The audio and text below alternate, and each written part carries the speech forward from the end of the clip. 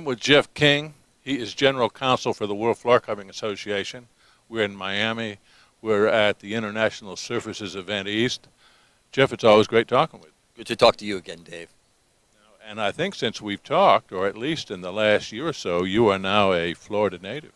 I've been a Florida native. I also still work regularly out of my D.C. office, but yeah, I'm most of the time now in Florida. I can tell by the great color you have. Maybe you spend a little time on the beach. You probably don't.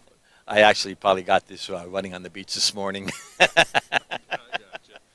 Now, Jeff, there's lots of situations that affect the WFCA members, floor covering retailers, and I know there's legislative issues that you keep tabs on, and I just want to ask you about some of those, and if you can give us a progress report. Sure. We have a very active legislative program. It's run, I oversee it, and it's run by a group called Lobby It. A group of very fine former legislative aides from the Hill, and then Mr. Humphrey, our president and chief executive officer, is an active participant in the lobbying program with us. So we go up in the Hill, we lobby. We're going up in a month again to deal with it, and we deal with both legislative and regulatory issues there. So it's probably the primary one we've dealt with in the past year, spent the most time on, is the Marketplace Fairness Act. And I think we talked about it before, Dave. It's an act in which we're saying that if you buy on the internet, then the internet seller should collect the sales tax for your state. States are losing literally billions of dollars in revenue. And while probably 5, 8 years ago, we all ignored this. We thought it was people buying books, you know. And then it became driving Best Buy out of business slowly because people were buying electronics. What we have now seen the statistics is this year alone, we have grown from 0 people buying it on the internet a number of years ago to where 7% of sales they believe will be on the internet sales. And that's going to affect our retailers. All of a sudden, they're at anywhere from a 6 to 10% disadvantage in price. They must collect it. And we see advertising saying no sales tax collected. Am I wrong in saying that initially the rationale for this was, here's a new fledgling opportunity, let's let it grow, and so on, or am I wrong? You're actually wrong on that.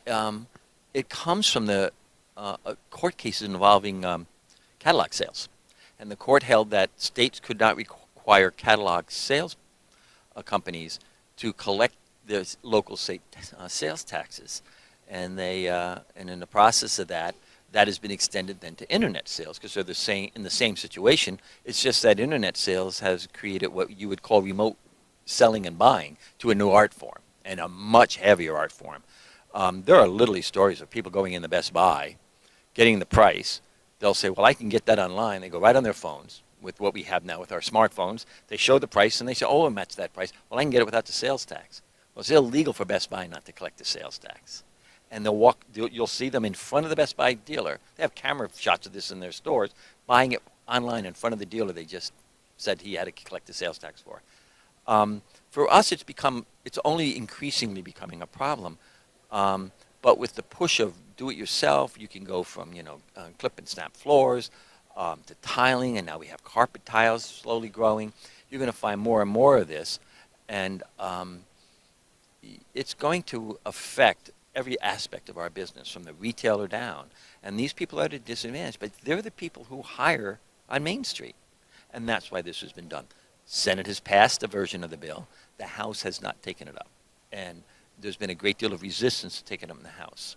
We believe it now. The Senate has passed it again. There's also called the Internet Tax Freedom Act. And that is an act that Congress passed that says states cannot tax access to an internet. So if you go, whether you use AT&T or Verizon or Comcast or whatever company you use for your internet connection, there's no sales tax on that. There's no tax. States are not allowed to tax. They tax your phone service. They tax about everything else service you get.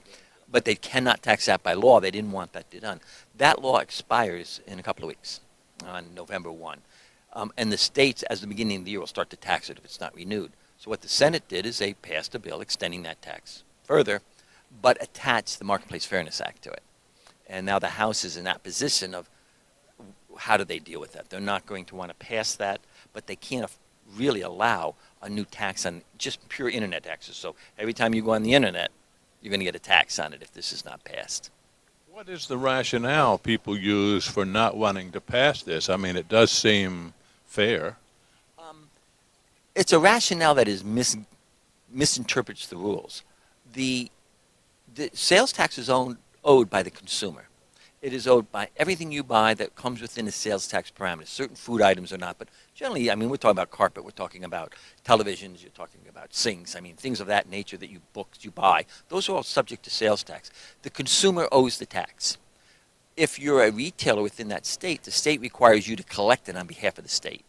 And all the states are saying, you know, if you want to sell to my consumers that owe the tax, you have to collect it too, or don't sell to my consumers. And that's what they're trying to say.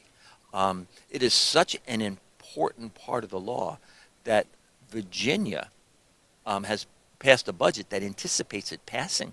And if it doesn't, they have to raise taxes enormously, and they've already got it in their budget. If this doesn't pass, then every other tax in Virginia goes up. We've seen internet sales increase every year. Do you think a tax like this would at least slow down that rate of increase? I think the internet is here to stay. I think what you're going to do is make it a more even market. We have new buying systems coming into place. I mean, those of people of my age, think in person to person is like the only way to personally touch. Well, no.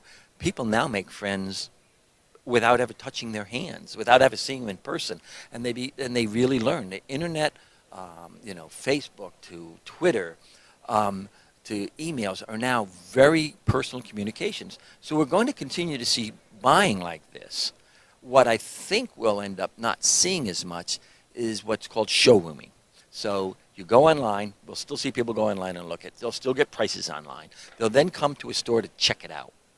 And what they will do, though, is since there's a fairer pricing system, since both sides have to pay the tax, you don't get this automatic, 6 to 10% discount, they may actually buy it in the store.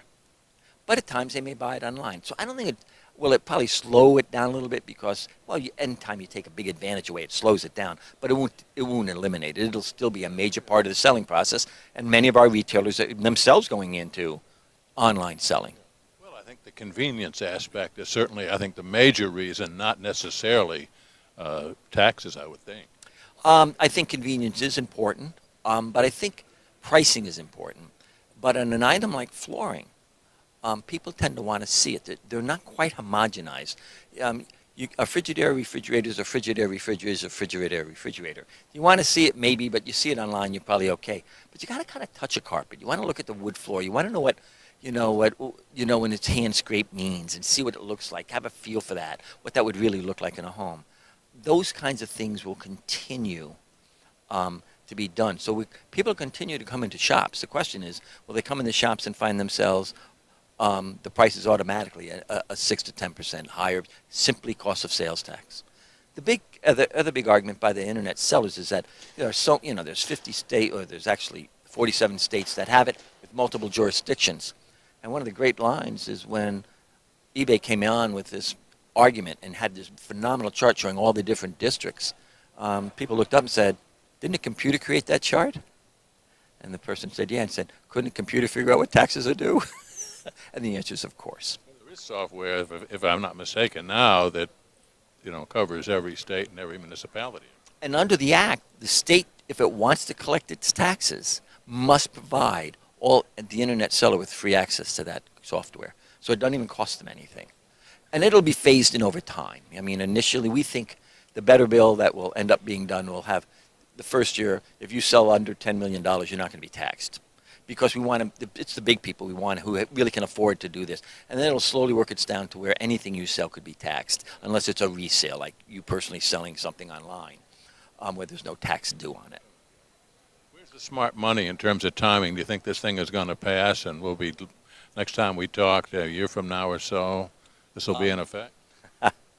I don't know where the smart money. I tell you right now, this is the best chance we ever had passing it that will be in this lame duck Congress.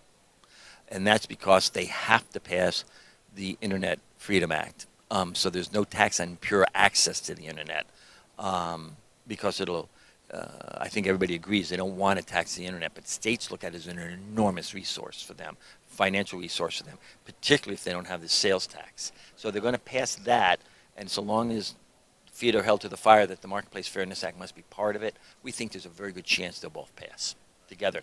But we're talking probably 50-50 right now, which is higher than anybody gave this 2 years ago before we got involved. This was a dead end.